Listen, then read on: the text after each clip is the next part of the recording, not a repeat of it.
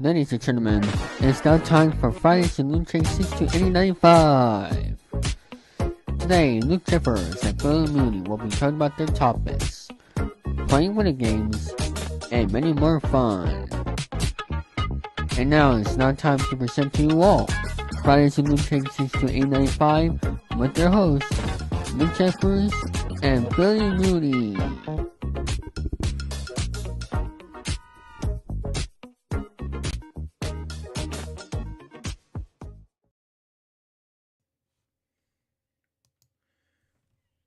Thank you, Dave 3000. Hello, people. This is LukeJ speaking. Welcome to FWL episode number 388. And join me this Earth Day episode celebration is Remix Palm, ladies and gentlemen. Happy Friday, y'all. Welcome to the show. We got not one, not two, but 4 dev topics today. I got two topics to read and topics to celebrate on Earth Day. He got his topics. I got what I've watched Paramount Plus topic segments like that. I got some game segments. He got his game segments. Got some notes and Josh topics. And let's do it anyway. Anyway, my first dev topic has to do with Ed Koran. Anyway, who was born Edward Benjamin Koran, was an American writer, illustrator, and political cartoonist, mostly notably featuring The New Yorker. Anyway, born Edward Benjamin Koran in a Jewish family in New York City on December 13th, 1935. He attended R.S. Mann School at Columbia University, graduated in 1957. He did graduate work in etching and engineering with S.W. Azer and Asher 17 Paris France, and received M.A. and A degree from Pratt Institute in 1964. Koran began his cartooning career at Columbia while drawing the college's humor magazine. After college, he went to teach at Art Brown University until 1977. In May 1962, New Yorker accepted one of his cartoons.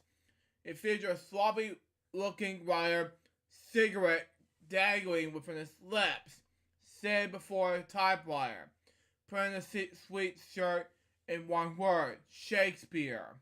From then on, the New Yorker published thousands of his cartoons and illustrations, including dozens of full color drawings published on the magazine's cover. Okay?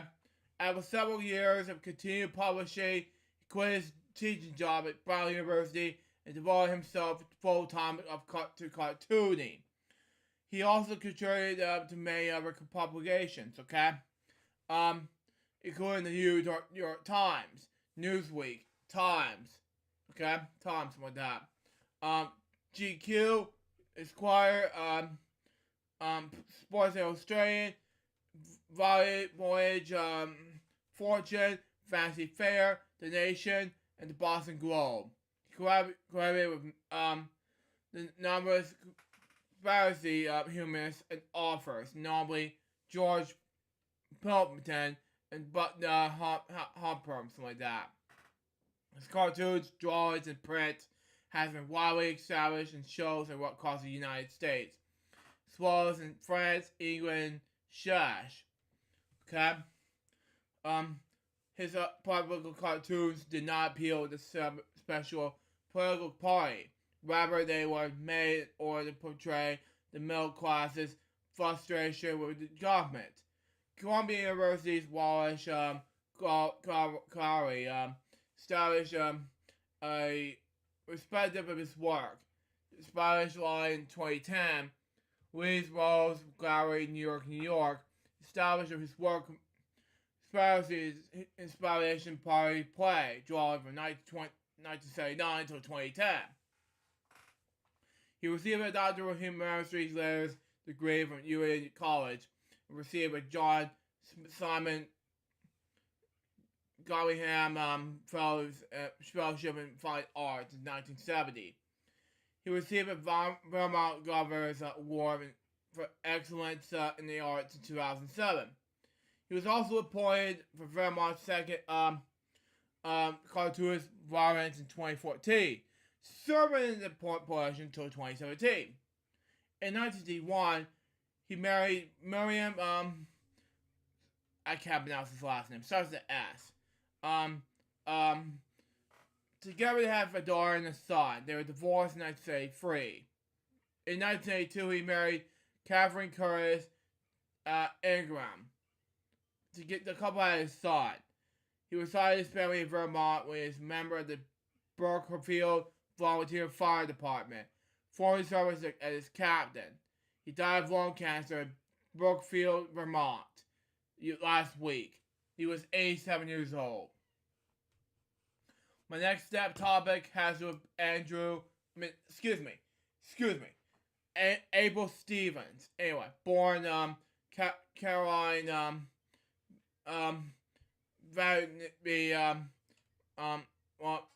I can't pronounce these last names. Sorry. Was an American singer, best known for her collaboration with younger brother Neo Tempo. She was born April 29, 1929, in Niagara Falls, New York. She recorded her from the time she was 22 years old. Her most popular records was her RCA vintage records of I Am in Love Again. Music loved by Cole Porter, okay? Culminated by an orchestra arranged and conducted by Henry Renee. Stevens recorded peak at number 6 of the pop charts in 1951. Okay. And follow-up, giving a little kiss, will you, huh? Made number 10 later that year. And our next release, and So to Sleep, it hit number 27. Stevens returned to the U.S. for charts in 1959 with the song Teach Me Tiger, which caused a major uproar for its, I'm not going to say the S word in this live stream. Anyway, suggesting next time we pronounce this word, sorry, and especially did not receive airplay in many radio stations. The song peaked at number 86 in the Billboard Top 100. The two were featured in the 2006 film Blind Date, the 2011 feminist drama film New Upsea, Texas, the season 5 episode 7 episode of called The Midwife, and recurs throughout season 1 of Russian thriller series To the Lake. Stephen was best known for the 1963 Agro Records recording of Deep Purple, music by Pierre DeRose, and lyrics by Mitchell Parrish, with her brother Antonio Tempo singing under the stage name Neo Tempo, okay? Standard song about that Larry Clinton in this orchestra, in the band vocalist B. Wayne, and had popularized in 1939. Stephen Tempo version reached number 1 in the Hot 100 on November 16th, 1963, and number 17 in the British charts. The song won 1963 Grammy Award for Best Rock and Roll Record. It sold over 1 million copies and was awarded gold disc. Wow. The duo award also enjoyed the 1964 follow-up hit in the U.S. with the standard song Whispering, music by Vincent Rose, and lyrics by Richard Cabard, song by Frank Reginald DeLong, 1886 to 1952, and John Slogenberger. Okay, yeah. That's my fault. Anyway, the recording, which we have an arrangement similar to the recording of Deep Purple, reached number 11 on the Hot 100 singles charts. They also had chart success with All Strung Out, which reached number 26 in the American Hot 100 in 1966. Later that year, the single "The Coldest Night of the Year" was released on Atlantic 584 1,848 something like that in the UK. Something like that, I don't know. The solo single by Stevens was issued on December 1967. Excuse me. Anyway, the double-sided single of "Where It Want You" and "With Falling in Love Again" on MGM 1366 in UK and MGMK 13,825 in US. "Want You" become a Norman soul classic. In the Netherlands, the duo enjoyed a number 5 hit in the early 1983 with the version of "Where I Began" Love Story. In her 2013 autobiography, Teach Me Tiger, Stevens said she was born in 1929. She admitted to taking years off her age, and her brother Neo going along with it. They're supposedly doing a combination with acts in the late teens and early 20s that were demolishing the recording the charts in the 1960s. She died on April 17th, 2023. She was 93 years old. The next topic has to do with Charles Stanley. Born Charles Fraser Stanley, he was best known as an American Southern Baptist pastor and writer. He is a senior pastor at the First Baptist Church in Atlanta for 49 years and took a emeritus status in 2020. He founded was a president in the Touch Ministries and was widely broadcast in sermons through television and radio. He also served 2 1-year terms as president of the Southern Baptist Convention from 1984 to 1986. He was born on September 25th, 1942 in Dry Fork, and I recorded commissary of Philadelphia Country, Virginia. His father was also not named Charles, died 9 months later. Stanley's family moved frankly throughout his childhood. At the age of 12, he became a born-again Christian.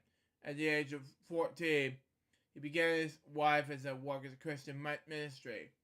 He studies at the University of Richmond, something like that, I don't know. Season 9 is almost at its peak. Season finale begins soon. And I know it's difficult to say goodbye to the show. I'll probably make a strong appearance on the show, as I want to do some FWO original games that I want to do for FWO X, including Blackjack. FWO Edition, yeah, it's good. As well as the showdowns and other things that make a game segment more pleasing and creative. That's good. That's good. Good. That's a great idea. Anyway. I'm looking forward to that. But anyway, and earned Bachelor's of Arts. Then he was studied at the Southwestern Baptist Theological Seminary in Fort Worth, Texas, and earned Master of Divinity. Okay, he also earned a Master of Theology and a Doctor of Theology. Okay, degree of Luther Rice Theology in Florida. Now located in Georgia. Wow, my home state. I'm not gonna read over the ministry and influence to biography, but I'm gonna read his personal life, and that's basically it. Stanley had a daughter named Becky. Stanley eventually mentioned her in her sermons. Stanley's son Andy is a pastor of Northport Community Church in nearby Ephrainia, Georgia. Okay. In addition to his work in Christian ministry, Stanley wanted an avid photographer, such as much as his sporadic work is featured in the Touch magazine, as well as other materials printed by the ministry, such as in Touch and Wall and Desk calendars. While Stanley's wife more than 4 years, and J. Stanley filed for divorce on June 22nd, 1993, following the separation in spring in 1992. Wow. The two of them agreed that Anna would assume that lawsuit seek legal separation instead. Wow. Separate my tits. I have announced this word, sorry. While seeking revocation, she again filed for divorce on March 20th, 1995. Yeah, I was born. Wow. The movie radio network station in Atlanta, then WAFS, took Stanley's daily broadcast off the air during that time, as managers concluded there was no sign of retaliation. The Stanleys were legally separated at the time the divorce papers were filed the last time on February 16, 2000. A judge signed the final divorce decree on May 11, 2000. The divorce caused marriage conversation and solid famous conversation. The matter was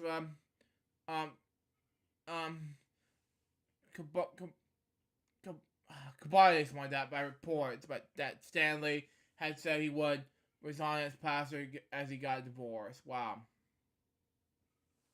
At the time of the separation, he said he would not believe there was a result of the divorce. However, he said he was divorced. The members of his church overwhelmingly involved in keeping on the pastor as pastors for that. According to First Baptist Atlanta, by laws, Stanley was allowed to remain as pastor as long as he did not remarry. And Stanley died on November 10th, 2014. Then Stanley had passed away at his home in Atlanta on April 18th, 2023. He was 9 years old. No cause of death was released. But he's on some television series including The Chamber Hour as host from 1972, The Breakfast Club, 1983 to 1985, Breakfast Club, In Touch with Charles Stanley as host, TBN's Praise the Lord, which I'm not a huge fan of, by the way. Sorry. Discuss. 19 Kids Account. The episode's called I'm not going to say the D word, sorry. And Mike is Close Ups. This is a guest for 2012. Excuse me. And that will be it for television. And my last step topic has to do with Mark Stewart. Okay? He was an American singer, founding member of the pop group, a pioneer of post-punk and instrumental hip-hop, which I'm not a huge fan of, by the way. Has recorded On You, Sound Records, and Mute Records. Born in 1960 of August 10th, Bristol, England. Stewart was educated Bristol Grammar School. One of Bristol's leading public schools was in the same year as a well-known musician Nick Sheppard. Okay? Stewart began his music career in 1977 as a founding member of a pop group, a band whose sonic administration, political combination, and willingness to collaborate laid the foundation of his later work. The pop group split in 1981, with Stewart and two other members headed off to London, hook up with the emerging On You sound, okay? Controversy of Outsiders. As part of the New Age Steppers, On You became the focal point of the diverse set of networks. Punks, reggae, players in both the UK and Jamaica, and free jazzers. His first post-pop group release was as Mouth 2, the 1982 single Who's Hot. Two releases followed with On You associates under the name Mark Stewart and the Mafia, I have announced his last name. Hey Mitchell, how you doing, buddy? And the Georgian EP in 1983. And the 1983 album learned to cope with Corrade, which, yeah. Anyway, Stewart has since made several albums in his own name, as well as collaborating with artists such as Trent Windsor and the Nine Inch Nails. Good thing. Okay. Tricky, Massive Attack, Chicks on Speed, doing good, Mitchell. I'm good, just my Mitchell. Anyway, it's all, and Primal Scream. In 2005, he released a collaboration with his best work at Soul Jazz Records, okay? Entitled Kiss the Future, okay? Stewart is well known for the several Arabian countries in Japan. He was involved in the documentary film by Tony Shaffer. On and off, Mark Stewart for the pop group and for the Mafia, okay? Which is included interviews with Nick Cave, okay? Daniel Moore, former pop group members, Adrian Sherwood, Skip McDonald, Doug Warbush, and Keith Webag, Frisch Hart, 23 Skidoo, and others. The premiere took place in the East Head Film Festival in April 2009. Now, the track record of Amish pioneer Probage Nick Cave to declare that Stewart was a member of the pop group changed everything, reflecting on his far-reaching influence, okay? Mark said, I thought I was making funk music, which is mad to me. Anyway, but on the track, on Veneer of Demonstration, something like that, supposedly inspired all the Americans, second, minstrels, like, Farmline, I can't pronounce this word, it's Skinny Puppy. Wow. While another track supposedly inspired the Bristol Kids. It happens all the time, okay? I got this non-glance that nothing is scared until I crash a Slayer guitar line of him. Water, I can pronounce it, sorry.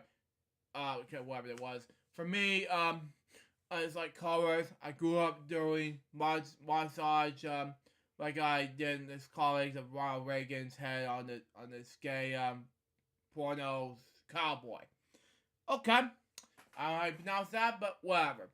In fact, I'm never really grown up at all. I'm still trying to put around things in square poles. In 2011, Stewart collaborated with New York-based artist, rap writer Stuart Rupert Goldsworthy, forming the new Ballads Orchestra. The collaborative featured hosts of renowned artists and associates, including John Sinclair Poet, youth musician, David Talbot, Penny Ribard, and Eve Riverton, something like that. I can't pronounce names like that. Sorry. The sole output to date entitled Mammoth was released in 2011. Okay. Stewart released his next solo single through Future Noise Music and Black Friday on November 25th, 2011. The double-A side, Children of the Revolution, I can't pronounce this word, sorry.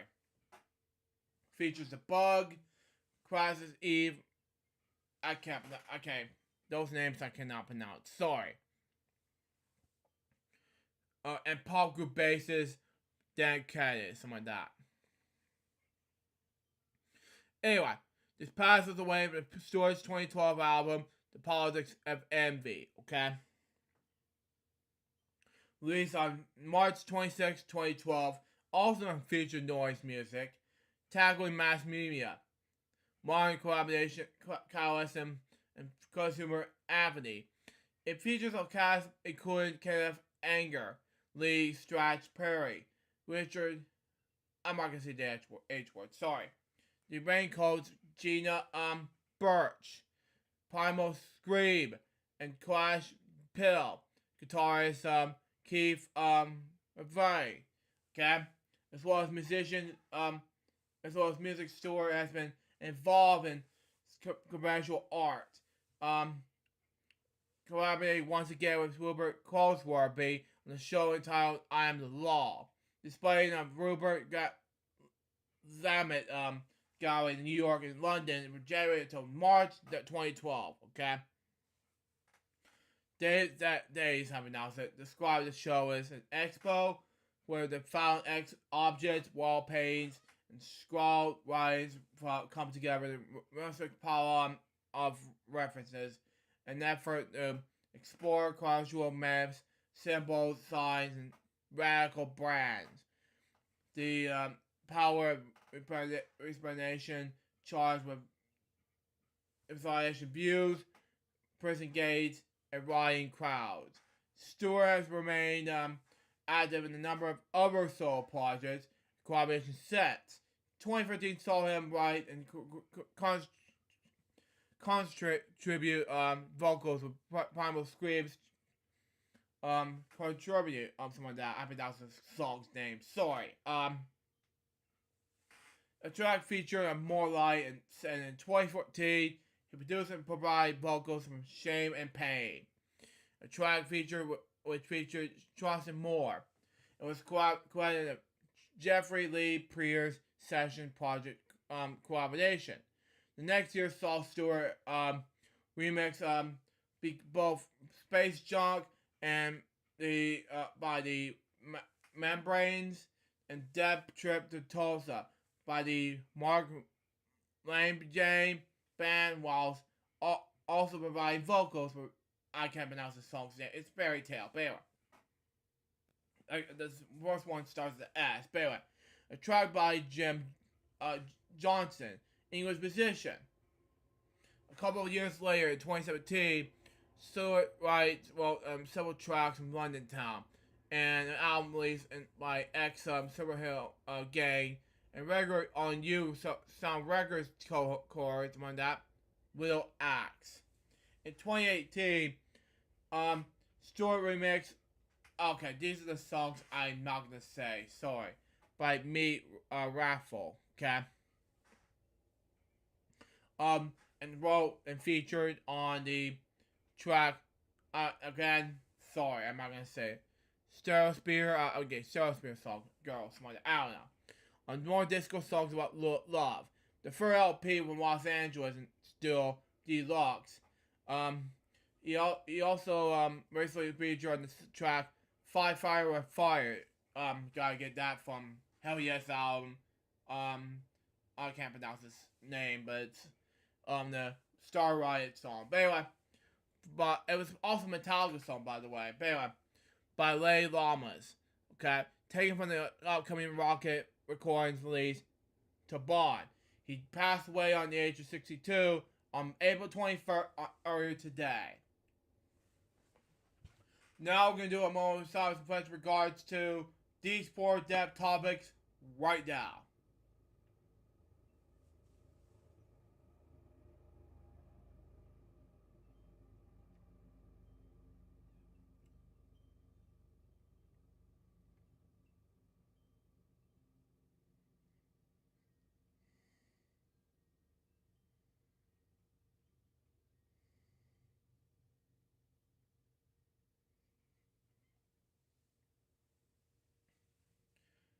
Thank you. Recipes to these four people. Now let's move on to the next topic, which is Disney needs to go back to original ideas instead of live action remakes, okay?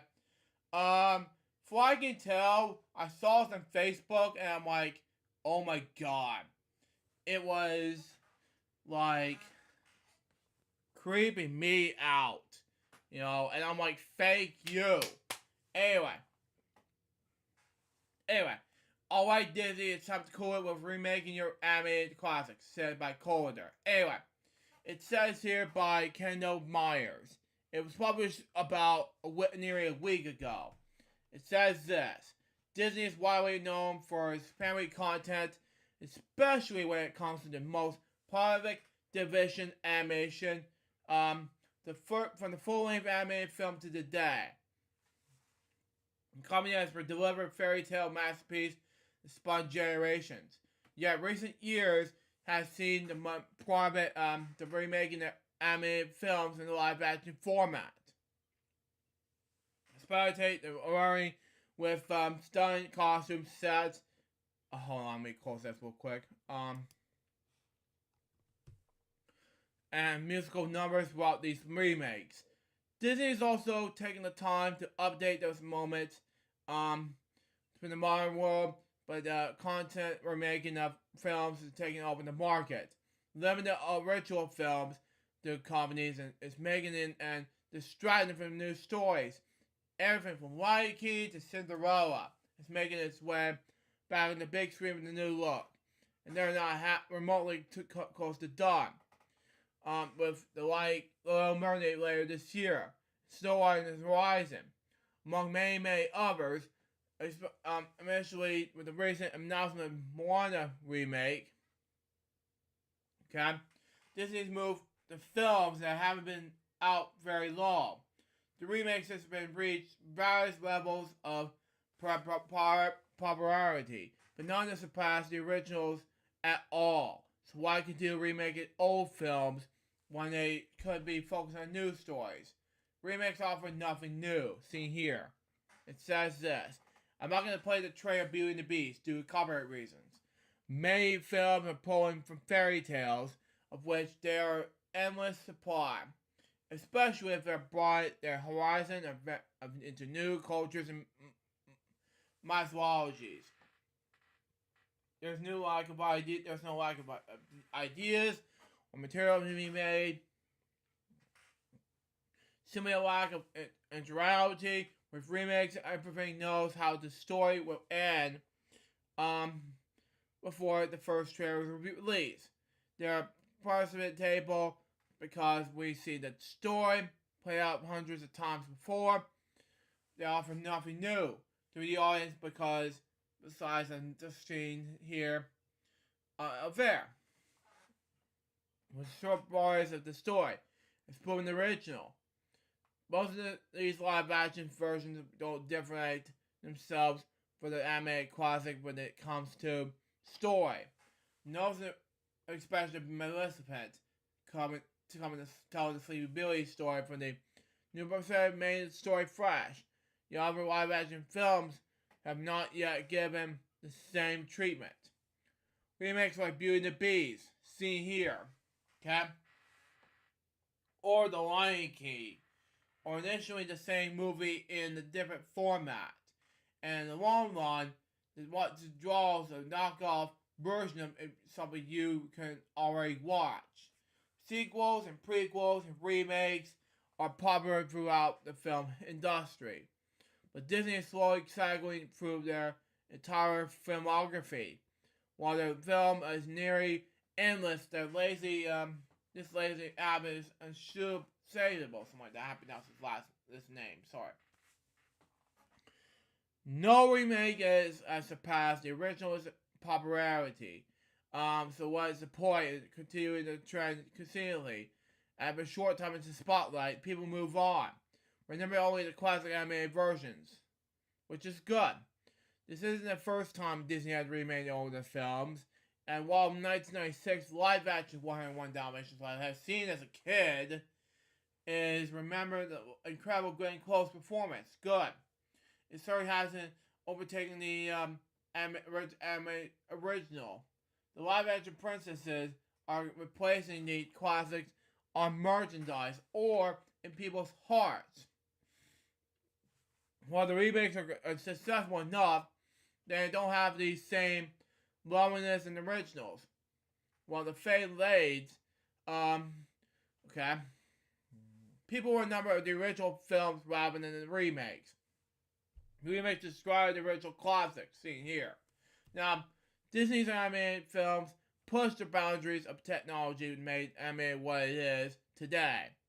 The very first feature-length film, Snow White and Seven Dwarfs, Snow White and Seven Dwarfs, excuse me, Disney shaped the very nature of the medium.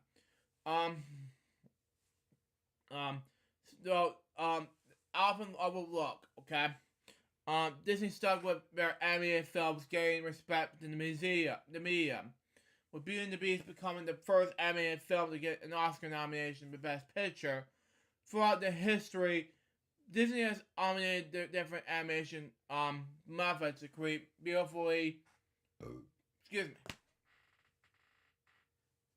authentic films. By remaking these groundbreaking works of art takes something away. Wow. And I'm saying animation is a lesser art form, fit only for young children. when this isn't the case, oftentimes animation is disregarded as childish. The Disney film has already fought with that stereotype, offering something for all ages. Disney often includes jokes that kids won't understand, that so that fans could find enjoyment as they grew. And yet let's see here. Anyway, garnishing the same story in a new format that lands itself in a new older audience, reinforcing the belief that animation isn't for masses, especially Moana, that came out in 2016, will eventually have Dwayne Johnson responding his role as Moria. This remake is reintroducing the characters of a younger generation because it only has been 7 years. Wow. Okay. There isn't a younger generation. Immediately, some remakes have taken the time to update the more problematic parts of the story. But in the case of Moana, when it was there to update, in the mere 7 years since the release, nothing from the original film has become gradually problematic, something like that. Remaking Moana so soon after its original release is a strong choice, which shows Disney's unwavering commitment to remakes, even when their material is finally running low. These remakes come across the statement that their original animated films cannot stand on their own, which simply is not the truth. The original films have a lot of offer. While Disney original films is groundbreaking in technology, they often lack this diversity, and they try as they might, they will not get fixed by remakes. Diversity is a permanent thing that needs to stick. While it's not normal goal, on the other hand, remaking old films initially diversity won't help the situation because most viewers' memory of the characters will revert the originals. Okay, while the area of the stories available. Okay, Disney could devote their efforts to create diverse characters rather than trying to make add diversity, but it's not all the original films could bring the companies. Disney is known for happy they all get merry endings. Wow, recent films have moved away from that, but the last menagerie and Disney's films still follow from familiar formula. Continuing from the way ending and with original content would add wide variety to their filmography from that, but that to work. They need new stories, not old ones. Basically, live action remakes needs to stop, because the original films are more than capable of standing on their own. And the new stories can deliver their variety, diversity that remade films cannot. Some I agree, with some parts I disagree, but you know what? It's a good move. It's a good move right there for live action remakes, but that's just me. Anyway, that's that topic. Now let's move on to the last topic, and that is, of course, it's Sonic the Hedgehog spin-off series Knuckles at Paramount Plus cassette cast, including Adam Pally and Tika Stomper, okay? The live-action Knuckles series starring Idris Elba at Paramount Plus as ML's cast.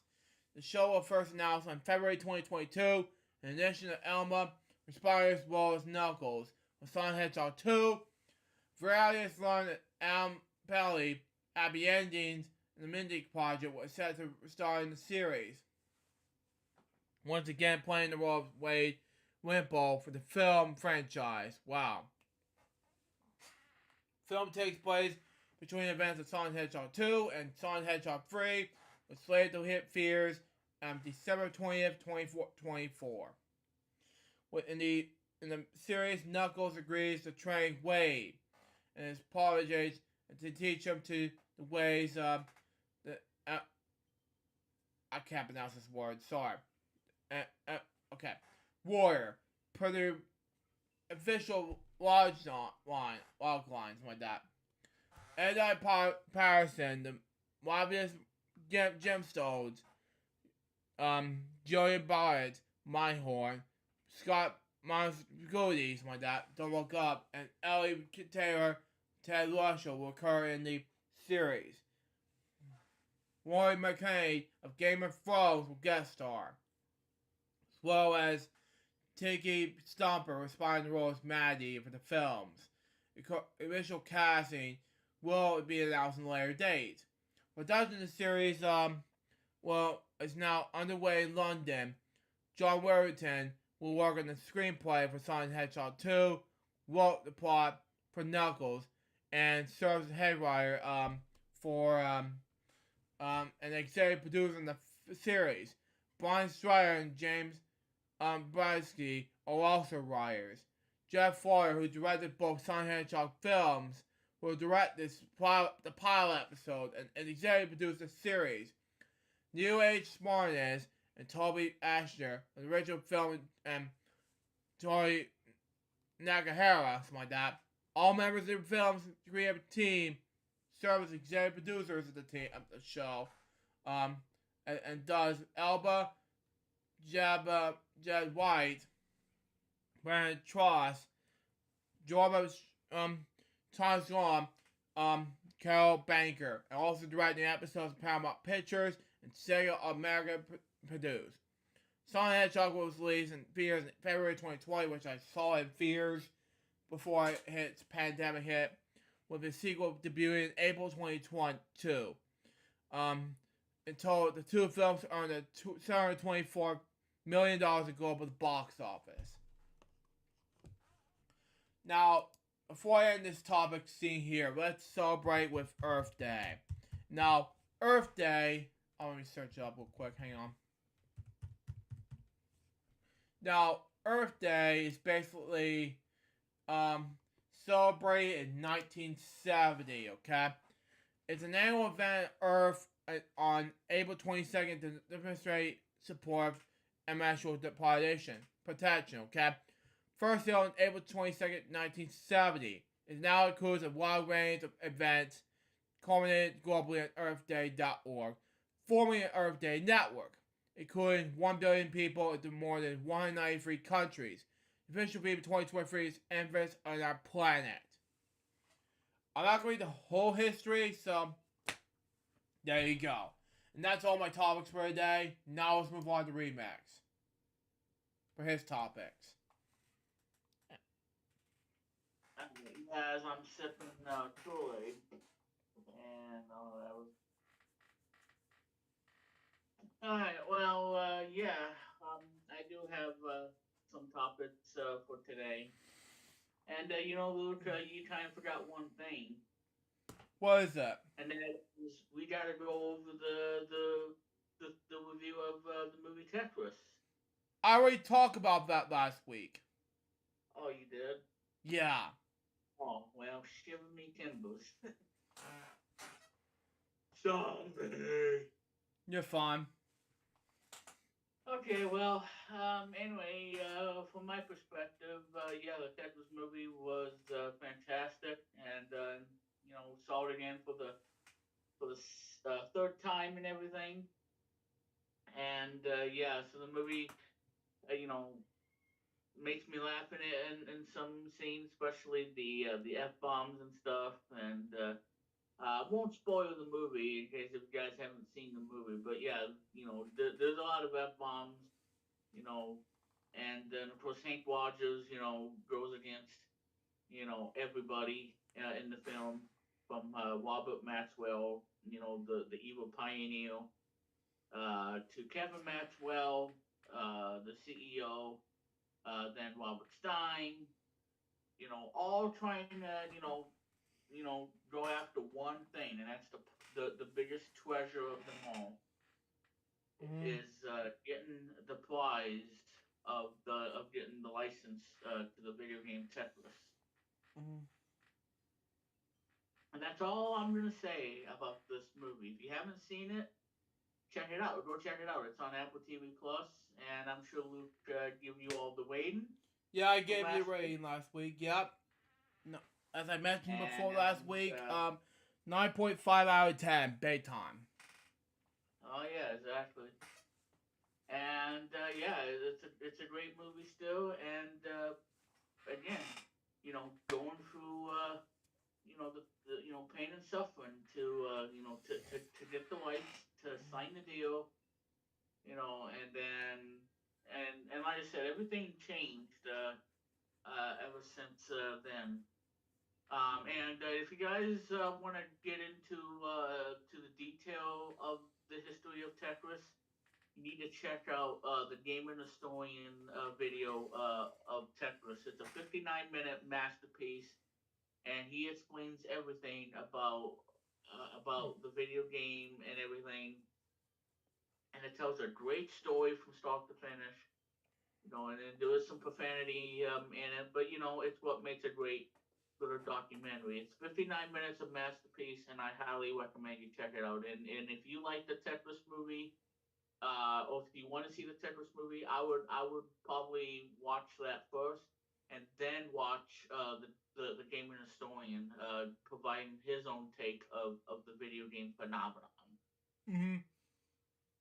So again, Gaming Historian, Tetris, and just and sit there and enjoy everything there is about this guy going through you know who well, I'm gonna say it, go through hell, to get the game rights from Russia to and obviously for the game here in America.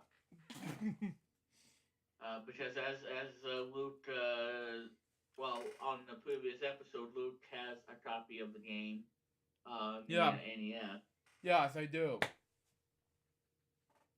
and I know that he's a happy, proud owner of the game. Yeah.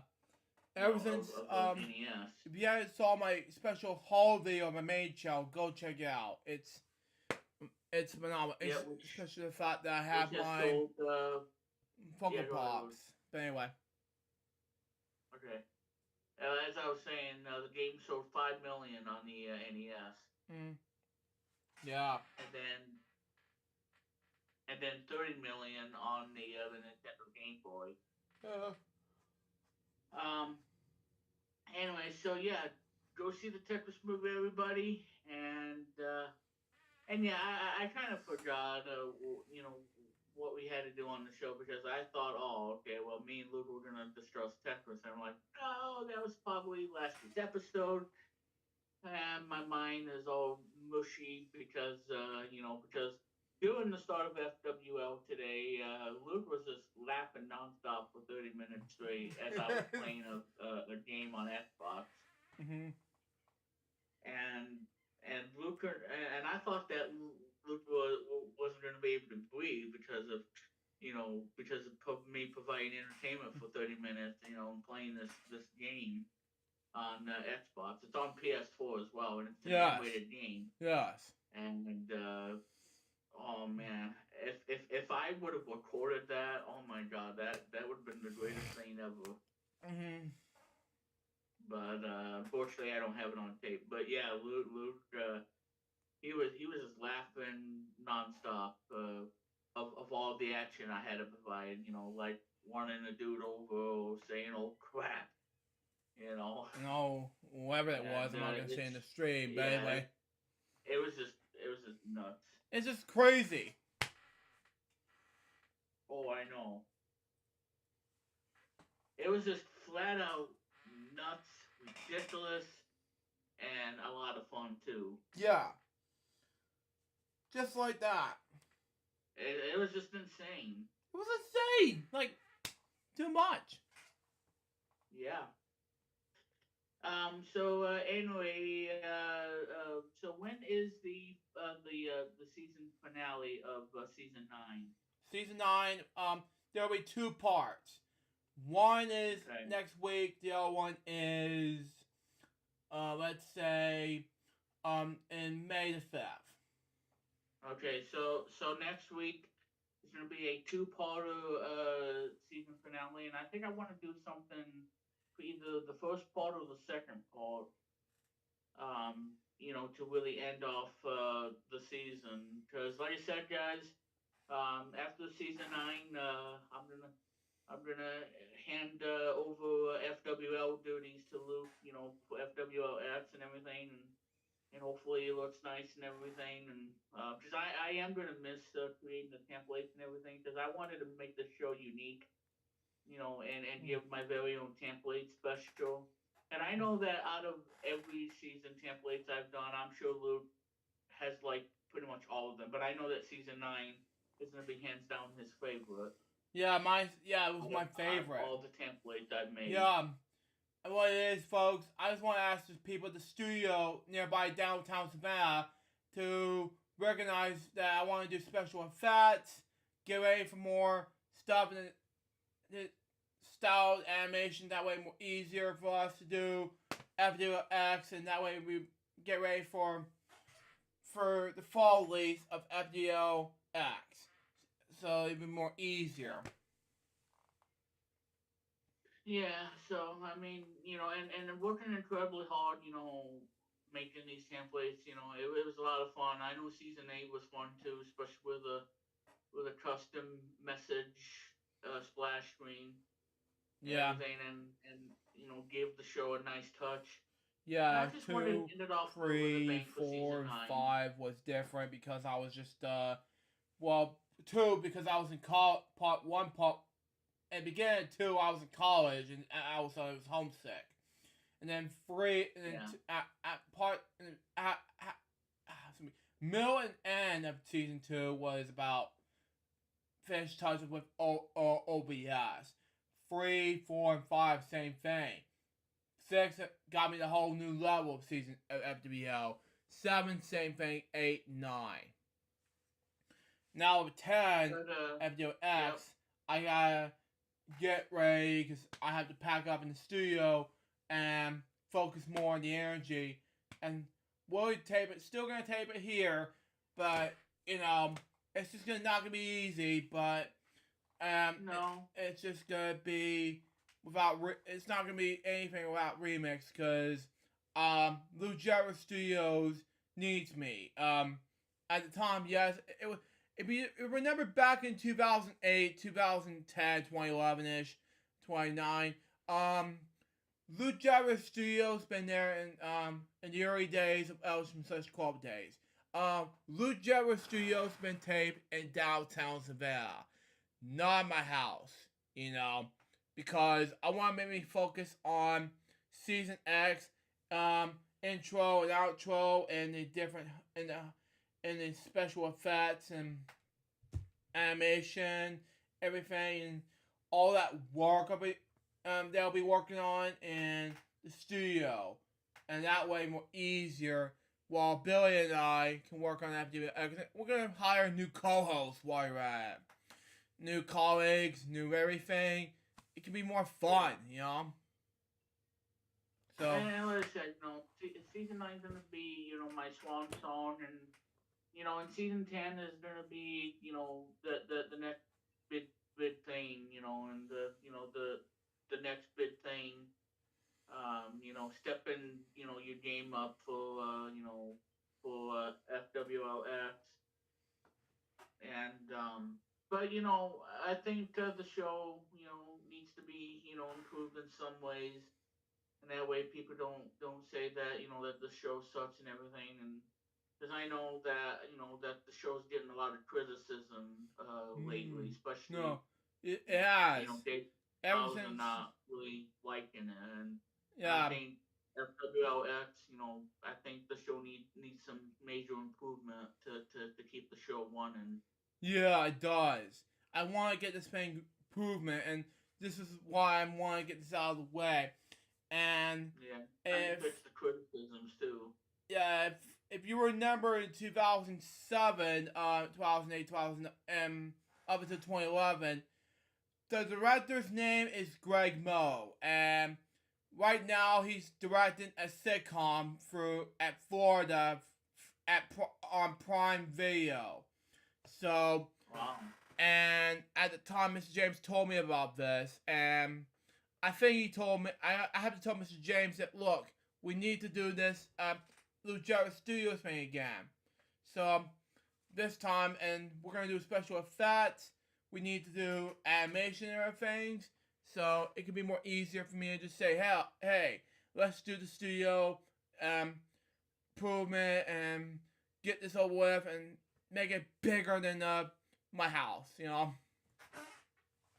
and this Well, whole cinematic world. and and that's the thing, too, for me, because where one is, well, and I'm gonna say this too, folks. I know we're kind of stalling a bit, guys, but I do have one more thing I want to talk about. But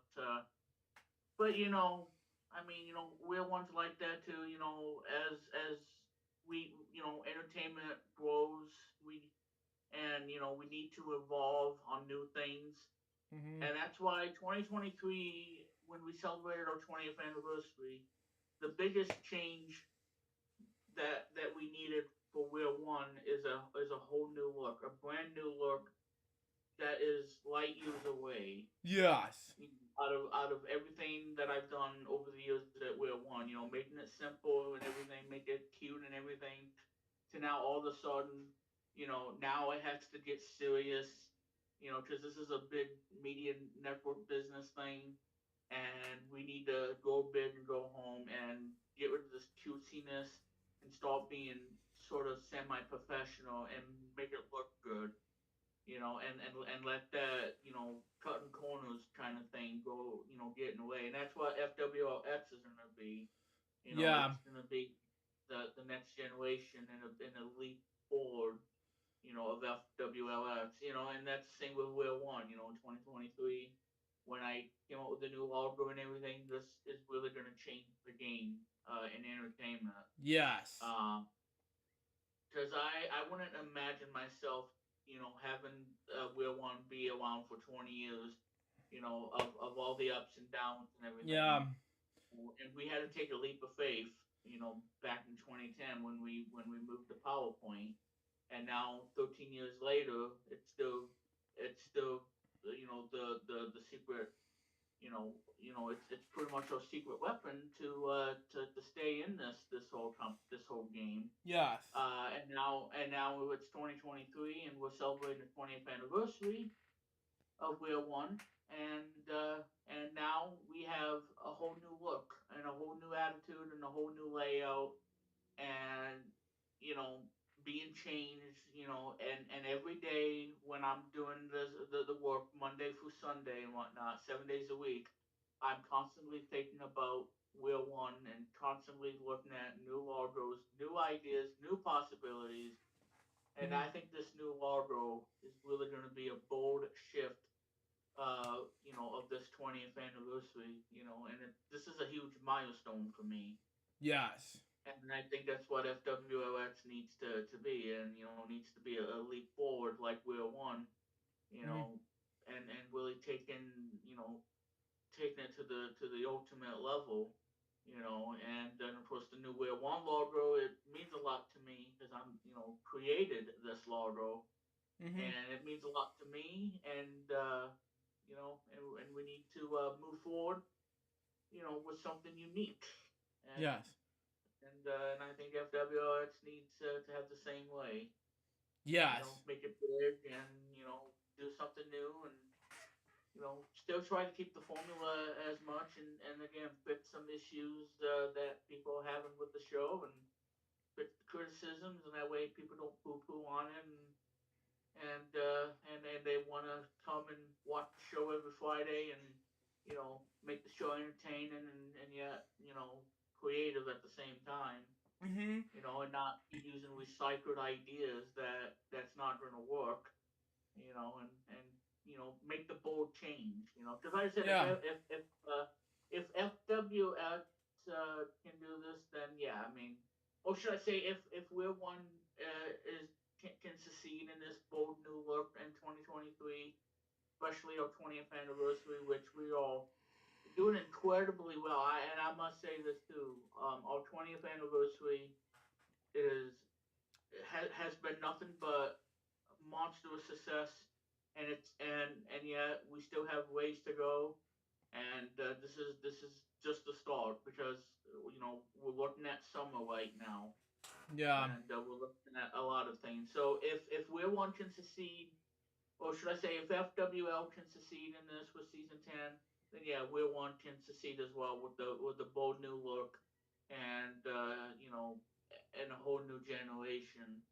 Because I'm heavily involved in this, Hmm. and you know, and it's like I said on the post I made on DeviantArt, and I think about a lot of things, Yes. because I'm thinking about We're One Arcade, which is coming back this summer. We launching it this summer. So you see, if We're One can do it, so can FWLX. You know, Exactly. break the boundaries, just like what We're One's doing. With a whole new look.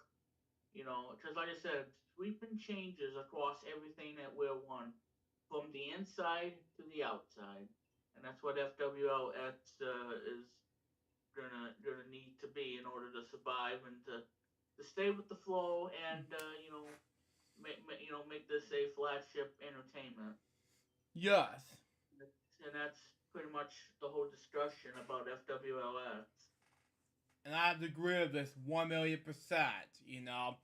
Yeah, because like I said, let go of this kiddie stuff and be bold. Be You know, bold, yes. don't be such don't let this be a little wimp and everything. No. Make this a wimpy kind of lager because like I said, I've been coming up with that new logo for Whale One probably November, December of last year because I wanted to create a brand new logo that's going to be unlike anything I've ever done. Hmm. And I know I keep saying that, and every year, but I think this one for the 20th anniversary, it's just a fresh new air of breathing into to the 20 years of Wheel One, and now having a new look Mm. and everything. And I think that's very important. Yes. And I think that's what FWLX needs to have too, is the new look, the new attitude, and and just everything in general. Does I know that you guys are gonna really miss my creativity, but this is Luke's show, and he has to want to do something new. Oh my god! And sorry about that, but yeah, and you know, make the show bolder and everything, and that's what he's gonna have to do from this point on. Yes. Once we get done with the remaining episodes, Yes. because FWX is gonna be the biggest, probably gonna be the biggest, you know, The and biggest I'm not season gonna get ever. involved making a template. And I know it's sad and it's nothing personal, but this is what Luke wants to do for season 10, and and like I said, if we one can do this, with the major overhaul, then yeah, FWLX needs to have that too, Yeah, it and needs to do this. discussion.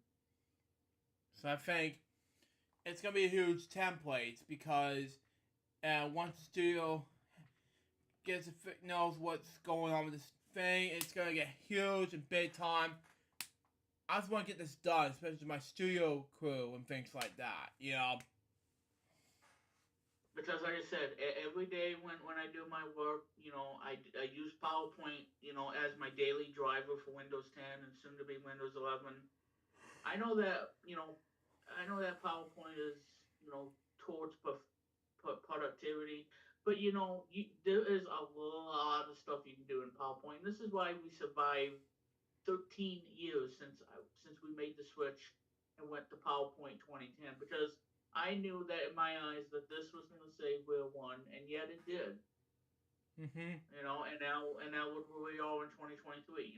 New version of Power. New version of Office. Office 2021.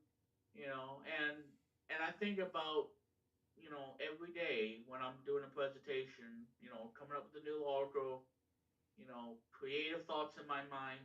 Mm-hmm. Because there's a lot of things you can do in PowerPoint. Yes. There's so much you can do, and and like FWOS, you know, and again, there's so much stuff you can do on PowerPoint, and everybody thinks that this is just this is not great and everything. Yeah, well, guess what? PowerPoint to me is the killer app Yeah. on Windows, and she's calling me, I think. But I'm trying to. Oh my God, hold on. Sorry. She's calling me, and I'm trying to do my wrapping up the discussion. Mm-hmm. But either way, that's everything, And again, PowerPoint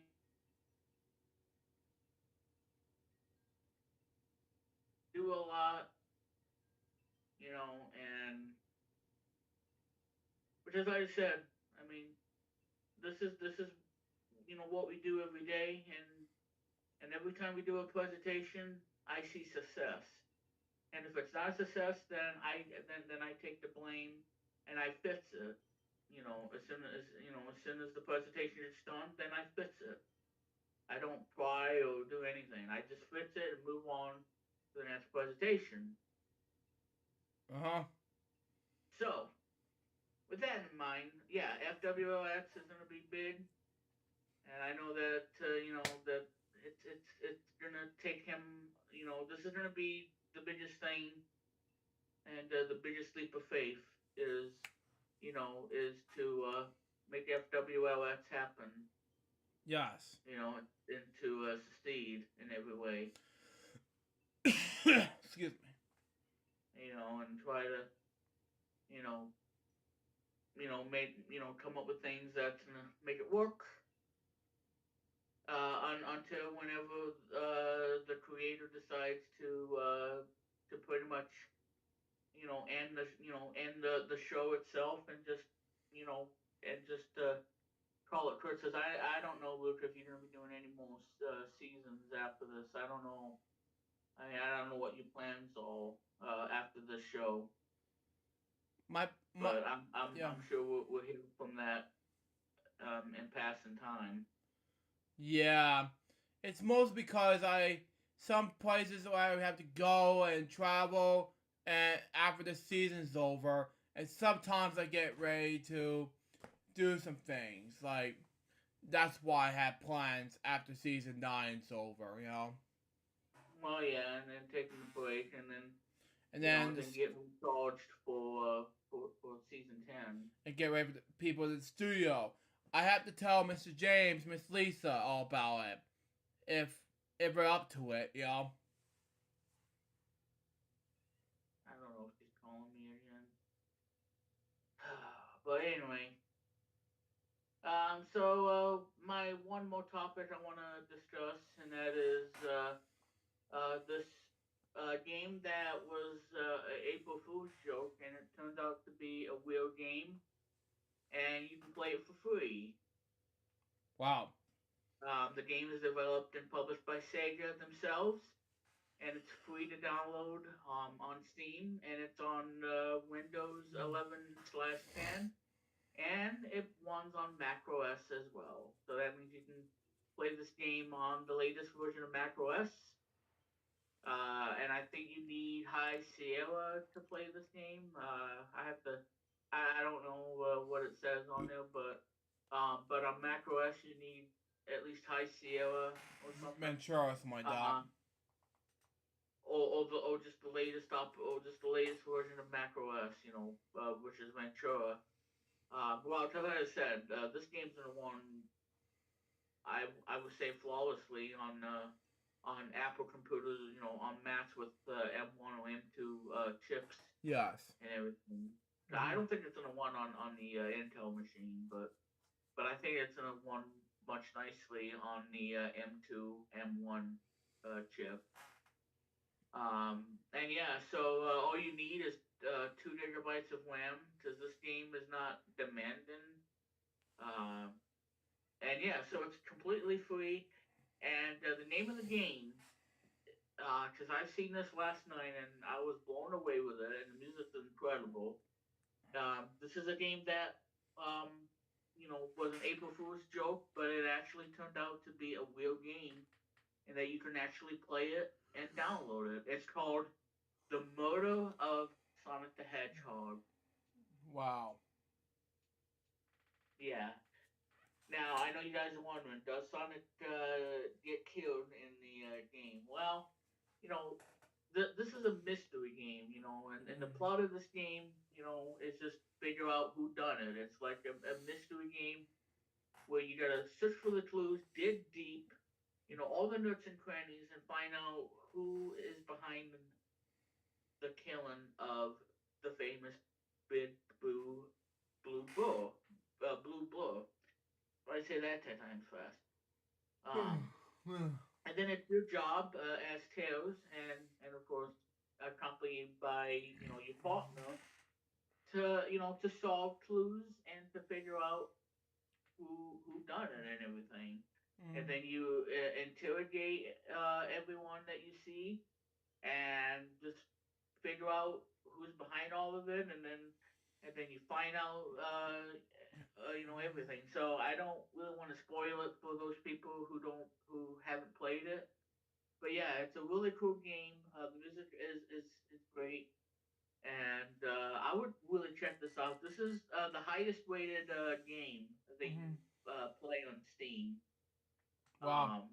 which is unheard of for a game like this. And this is not your action platformer like since the Sega Genesis days of the original. Because this game, involves a lot of reading.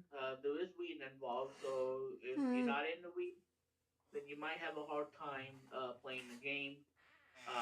But if this is your cup of tea and you want to really dig into the whole genre of this whole thing, like Common San Diego kind of thing, or anything for that matter, then yeah, I would check this game out. It looks awesome. I know there's a lot of videos of it on YouTube to check out. And again, it's called The Murder of Sonic the Hedgehog, and I think it's neat. But I won't give out any spoilers. So, but yeah, it's a free game. You can download it on Windows and Mac via Steam, completely free. Mm-hmm. And once you see that game, Luke, you're gonna be like, "Oh my God, poor Sonic, getting murdered."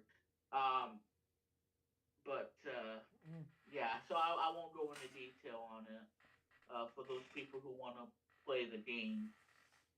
Wow. So with that, that's pretty much all I have at this point for today. So I think that's all I have, Luke. And like I said, if there's anything that I see, I will let you know on the stream. So there you go. But anyway, guys, enough about me and everything. I gotta take a drink, and Luke can continue on with the show. And because I'm too broke from all that game that I've been playing on Xbox, and then Luke laughing for 30 minutes straight. It's like we need the popcorn. We need David 3000 on the popcorn popper. Wow. Wow. You know? Yeah. It's like what do you want for dinner? Like I want some popcorn. Like popcorn. Well then let's ask David and see what he wants to do. Wow. The head folks David here with the popcorn popper. Wow. Anyway, sorry, David. We love you, and you all little Pee Wee. You're our Pee Wee, little Pee Wee. Wow. And I know Luke is too. So there you go. Anyway, that's all I have, Luke. All right. Let me. Man. Ow. Yeah, little Pee Wee. Anyway. Yeah, and I bet you on Halloween he's gonna dress up as a pink Power Ranger. What? Maybe not. I don't know. And speaking of which, I forgot. The new Power Rangers Once and Always is on Netflix now. Yeah. And at the time of this stream, it is at number 3 on Netflix. And some people are kind of poo-pooing on the new Netflix movie. Wow. Nah, hold on.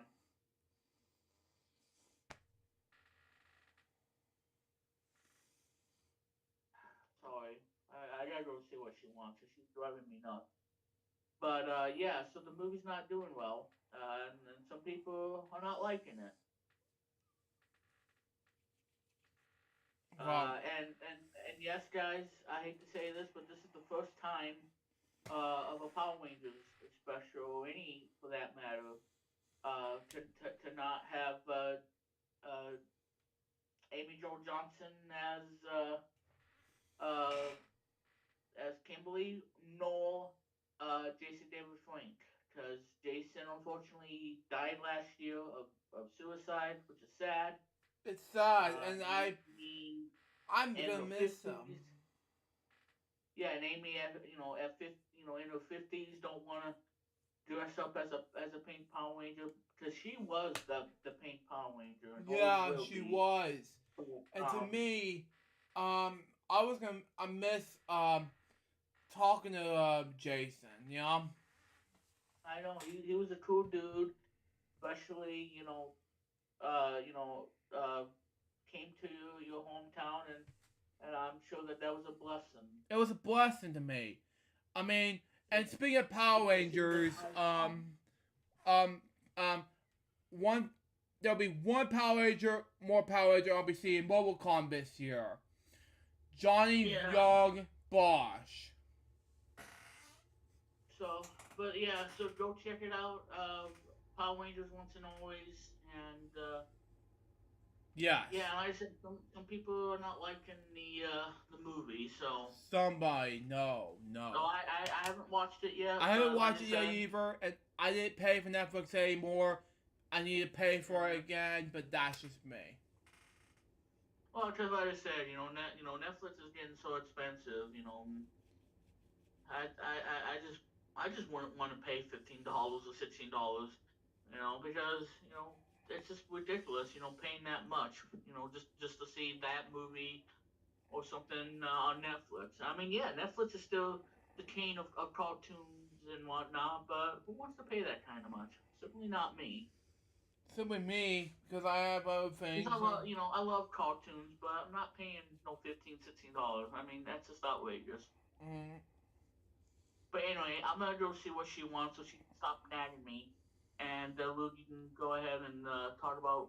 We'll just move on to the next segment. So there you guys go, everybody. anyway, what we're watching Paramount Plus is our two followings.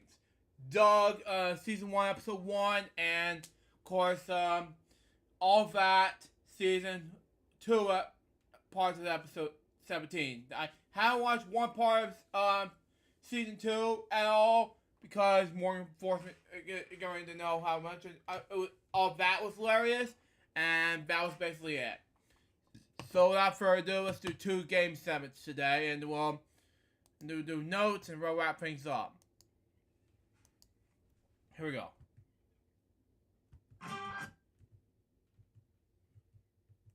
The card, and that is a jack. Ooh, that has to be lower.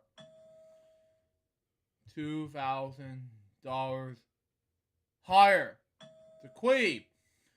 $4,000 lower. The free. 10 higher. The 4. $20,000 higher. Ah! Crap. Should have all that deuce. Yeah. That was so close. With me. Oh well. Super scratch the time and let's do it. 11. 15, 15, 12, 2, 8, number 9, 10. That's okay. $10,000. View it. It's, oh man. 1-8. I should have said 1-8. Oh wow. Anyway, stage your card with time, and let's do it anyway.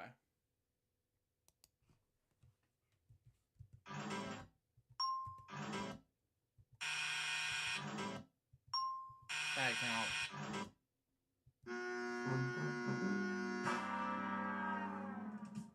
Oh well. Yeah, that didn't count at all. I cheated that one part. Oh well. 2. $50,000. Wow. 1. It's yellow. 7. Another yellow. 6. Wow. Yeah, okay. Okay. 2. 1 more, it's $50,000. 8. Wow. Okay. No red so far. 3. Oh, it's just a red. Okay. Number 9, number 9. Okay, 1 more, and it's 25,000. 4. Okay.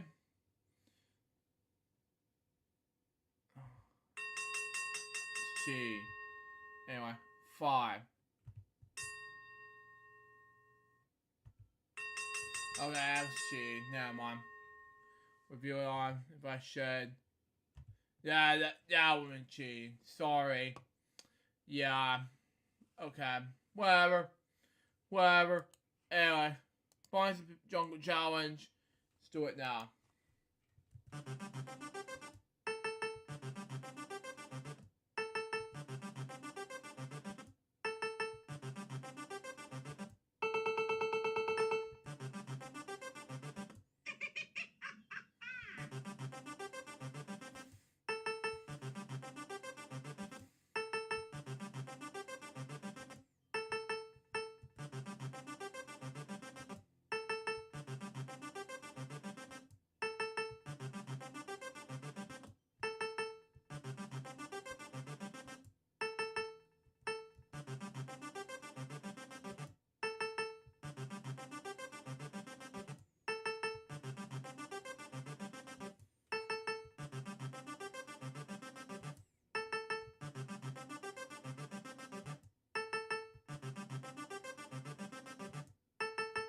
Oh my god!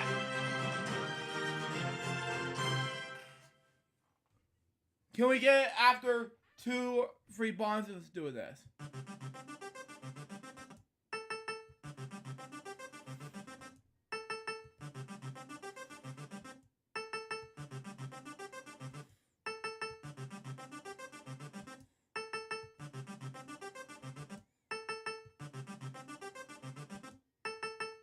Okay, 1 more to win for me.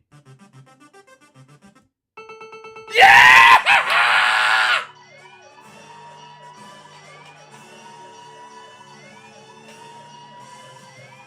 Ha ha! Leave me right now, Bonzi!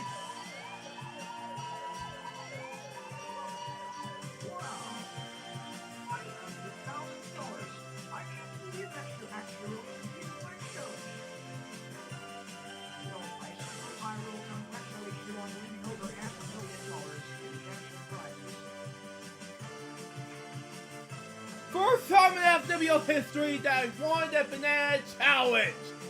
69.25 bananas.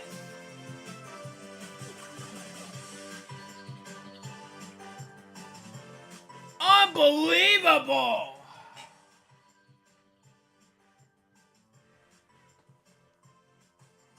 And just 1 Buzzy.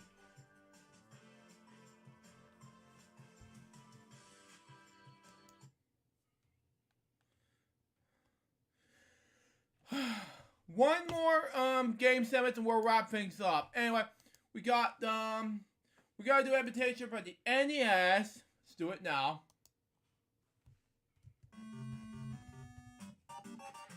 You know, successfully did on weekend celebrations, but it didn't win after BL. But anyway.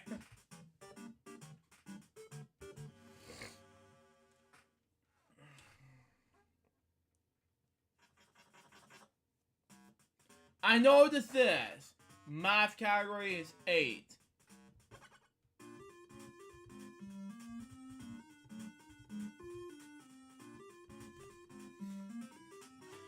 Sesame Street is budgeted today by the number 8 and the letter blank. See what happens.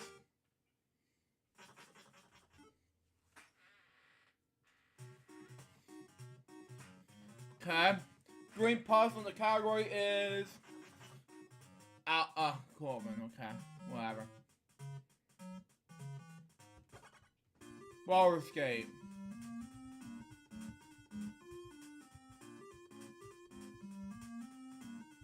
One.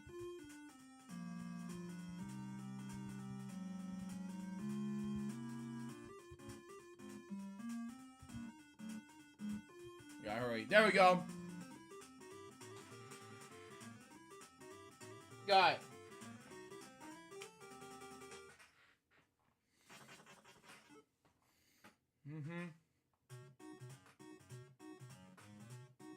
Blue puzzle in the category is Alvin. I know what this is. Sesame Street's about today by the letter number 8 and the letter Z.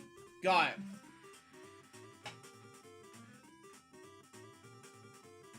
Okay.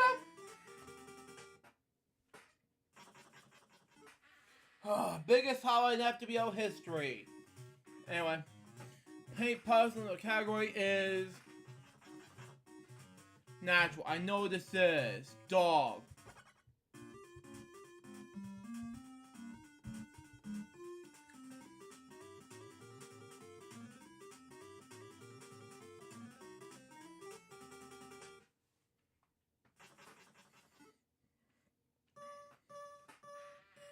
For 9 points. Got it.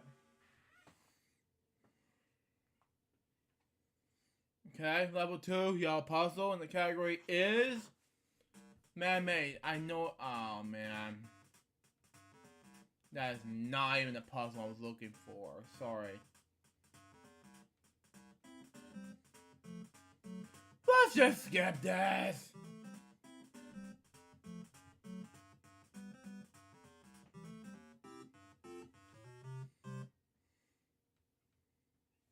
Move on. Next.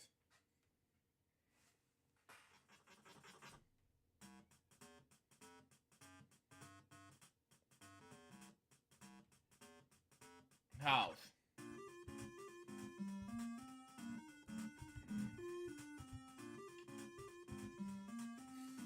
Got it.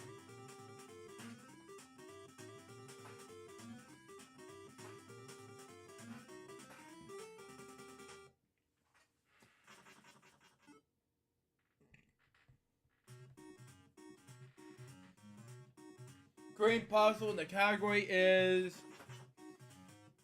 miscellaneous. I know what this is. Space Invader.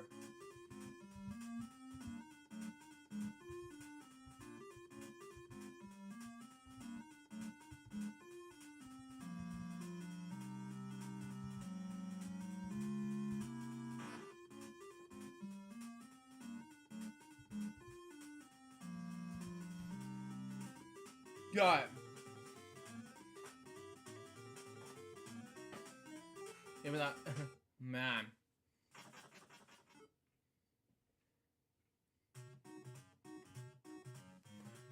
Okay, blue puzzle in the category is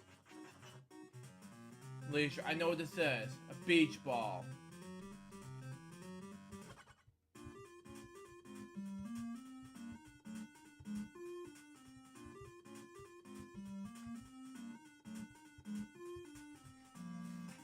Got it.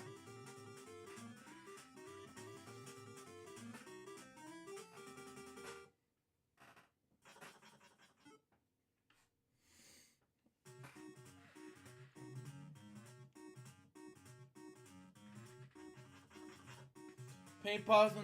I know what this is. Sausage.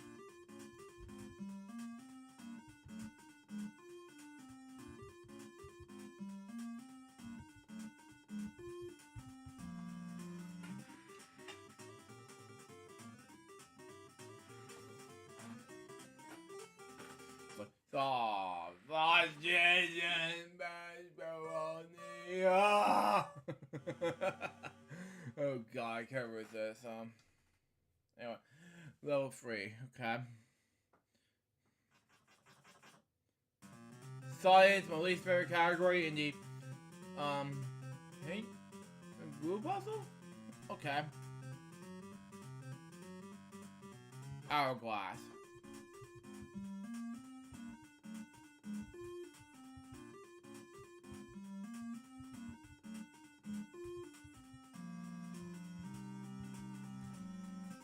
Got it.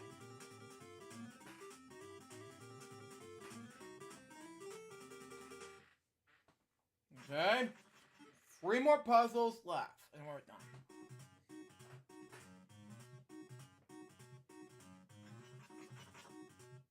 Office. Okay. Sewer.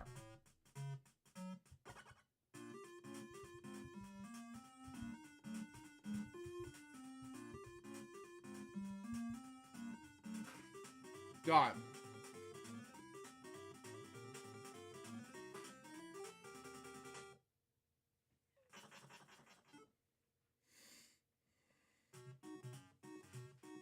Okay. Yellow puzzle in the category is tool. Okay.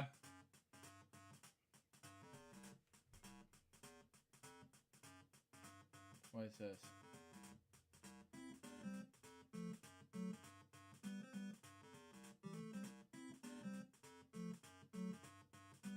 Oh, it's a vacuum. It's too late now.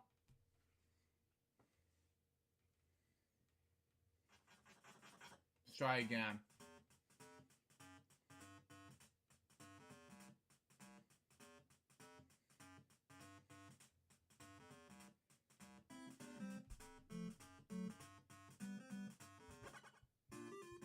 Extinguisher. Just an extinguisher, okay. I warned you. Oh!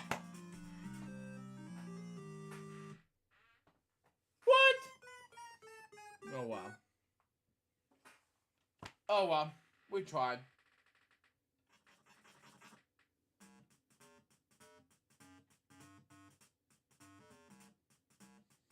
Oh, I know what this is now. But I get it in the free.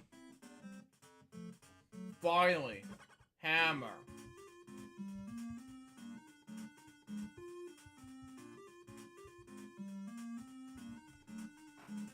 Got it.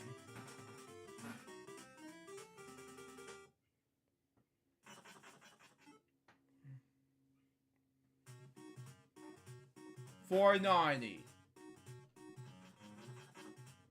What did you call it? Yes, anyway. What is that?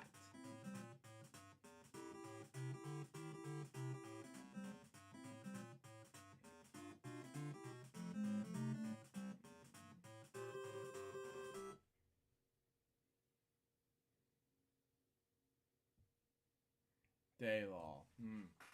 That's what it was. The law. All I know this is now. Blue moon.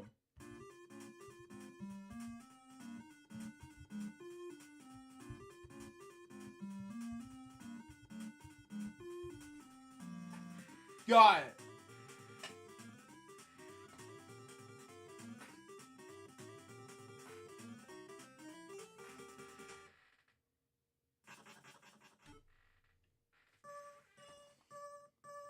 Take away the shoes.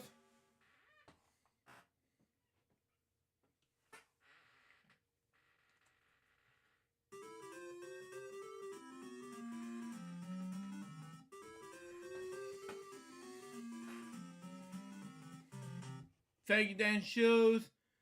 I was originally going to play Tetris this week, but we decided not to. But right now I'm going to do the notes and then we'll wrap up the show. But anyway,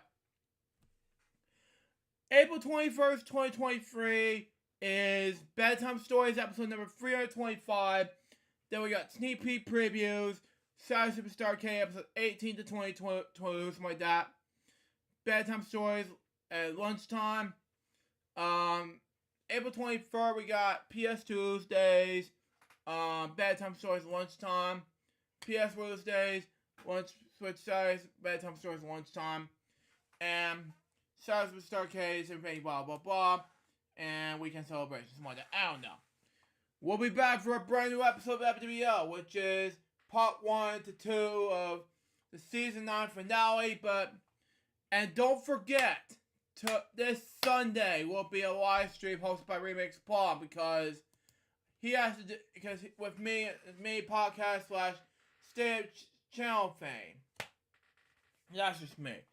That was it with FWL episode number 388. Hope you enjoy it. Stay tuned. Next one's gonna be part 1 of 2 of season 9 finale.